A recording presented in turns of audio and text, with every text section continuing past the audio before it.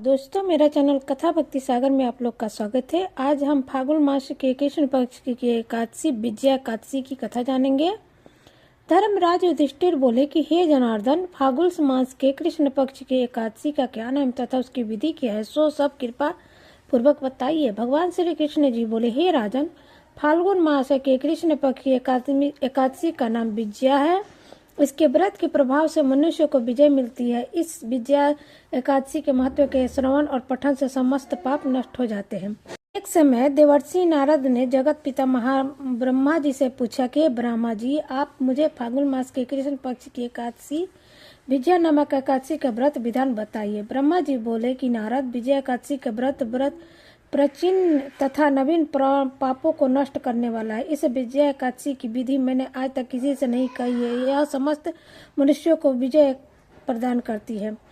त्रेता युग में मर्यादा पुरुषोत्तम श्री रामचंद्र जी को जब 14 वर्ष के लिए वनवास हो गया, तब वह श्री लक्ष्मण जी तथा माता जानकी के सहित पंचवटी पर निवास करने लगे। उस जगह महापापी रावण ने श्री सीता जी का हरण कर लिया। इस दुख समाचार से श्री राम तथा लक्ष्मण जी अत्यंत व्याकुल हुए और सीता जी की खोज में चल दिए। घूमते घूमते वे मरणासत्र जटायु के पास जा पहुंचे। जटायु भी अपनी समस्त कथा सुनाकर स्वर्गलोक को चला गया।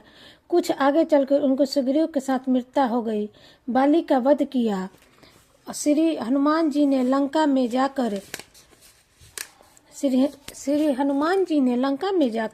सीता जी का पता लगाया और सीता जी से रामचंद्र जी तथा सुग्रीव की मित्रता का वर्णन किया। वहां से लौटकर हनुमान जी श्री रामचंद्र जी के पास आए और सब समाचार कहे। श्री रामचंद्र जी ने सुग्रीव की संपत्ति लेकर भालुओं को सेवा सहित लंका को प्रस्थान किया। जब श्री रामचंद्र जी समुद्र के किनारे पहुंच गए, तब उन्होंने महान अगाध मगरमच्छों से युक्त समुद्र को देखकर श्री लक्ष्मण जी से कहा, हे लक्ष्मण, इस महान अगाध अनेकों जीवों से युक्त समुद्र को किस पार कर सकते हैं।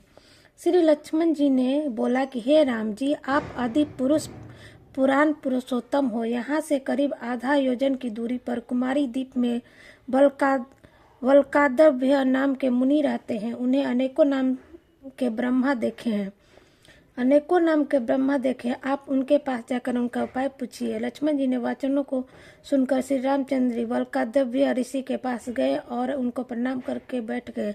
मुनि ने भी उनको मनुष्य का रूप धारण किए हुए पुरुष को पुरुषोत्तम समझा और उनसे पूछा, हे राम जी, आप कहाँ से पधारे हैं।